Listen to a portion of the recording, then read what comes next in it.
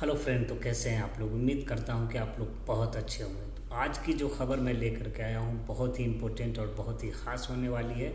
तो वीडियो को बिल्कुल भी स्किप ना करें और पूरी वीडियो देखें। और हमारे जितने भी यूट्यूबर्स हैं जो हमारी वीडियो को व्यूज़ कर रहे हैं, देख रहे हैं, उन सभी लोगों से एक रिक्वेस्ट है कि अगर हमारे चैनल पे आप अगर पहली बार हैं तो प्लीज़ चैनल को लाइक, कमेंट और सब्सक्राइब करना बिल्कुल भी ना भूलें, ताकि नेशनल और इंटरनेशनल लेवल की हर वो खबर आपको मिलती रहे। तो आज की सबसे पहली खबर मैं आप लोगों को बता रहा हूँ कि जो लोग छुट्टी जाने वाले हैं उन लोगों के लिए बहुत ही ख़ास और बहुत ही इम्पोर्टेंट जानकारी यहाँ पे ये है कि हर कोई जानता है कि एक सऊदी अरब से लेकर के किसी भी कंट्री में अगर आप सफ़र कर रहे हैं या किसी भी कंट्री से किसी भी कंट्री में सफ़र कर रहे हैं तो सब कंट्री का एक लीगल प्रोसीजर होता है जिसको हर लोगों को फॉलो करना पड़ता है।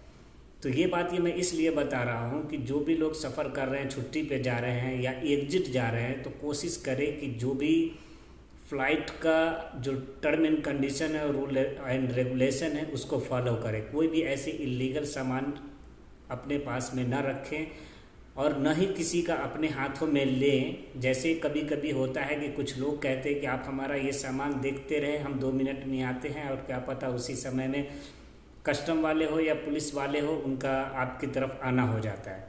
तो ऐसी सूरत में क्या है कि आप वहाँ पे फंस जाते हैं। तो ये बहुत ही इम्पोर्टेंट, क्योंकि हमारे सामने और हमारे सामने रहने वाले लोगों के साथ में ऐसा हो चुका है, जिसके वजह से मैं आप लोगों को ये इन्फॉर्मेशन दे रहा हूँ। तो कोशिश ये करें कि कोई भी आदमी हो फ्लाइट में, अगर आपको कोई बोले कि आप हमारा ये सामान देखते रहें या टेक केयर करें, तो आप डायरेक्ट मना कर दें। अब थोड़ी देर के लिए आप उसके सामने में बुरे बनेंगे, लेकिन लाइफ टाइम के लिए आप अपने आप को सेव कर सकते हैं, क्योंकि बहुत सारे लीगल एक्टिविटी की जगह पे इलीगल एक्टिविटी आज के डेट में चल रही है। तो इस चीज़ से आप लोग हमेशा सावधान रहें और कोशिश करें कि अपने आप को सेफ रखने की, और ज़्यादा कोशिश करें कि आप अपने आप को अच्छा ना दिखाने को, जहाँ पे अच्छा दिखाना हो वहीं पे अच्छा दिखाएं, और जहाँ पे अच्छा नहीं दिखाने का हो, कभी कभी अच्छा दिखाना भी महंगा पड़ जाता है। तो ये चीज़ किसी लोगों को, बहुत सारे लोग हैं जिनको बुरा भी लगा होगा हमारी बात सुन करके, और बहुत सारे लोगों को ये चीज़ एक सीख मिली होगी कि कभी फंसने से बेहतर है कि 2 मिनट के लिए आप किसी के सामने बुरे बन जाइए, लेकिन लाइफ टाइम में अपने लाइफ को सेफ रखें।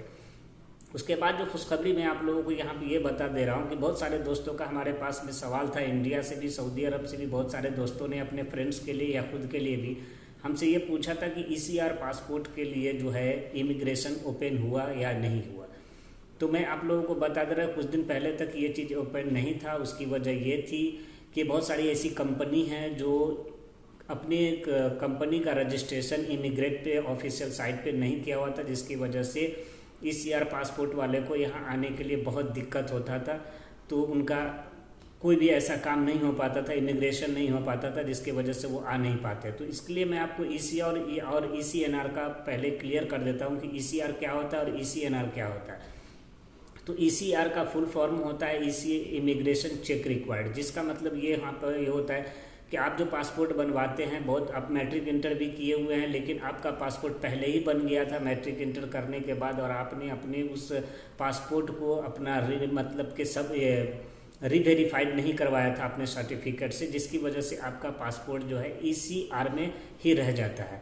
तो अगर आप मैट्रिक किए हुए हैं या मैट्रिक प्लस पे ही आता है तो ECNR पे वो आ जाता है। और अगर आपका मैट्रिक बेस पे किसी सर्टिफिकेट पे एजुकेशन लेवल पे अगर आपका पासपोर्ट अप्लाई किया है और बनाया गया है तो वो ECNR पे हो जाता है। तो ECNR का मतलब होता है कि इमिग्रेशन चेक नॉट रिक्वायर्ड, का मतलब कि आपको उसकी कोई ज़रूरत नहीं पड़ती है, इमिग्रेशन के पढ़ाई लिखाई का आपका चेकिंग नहीं होता है।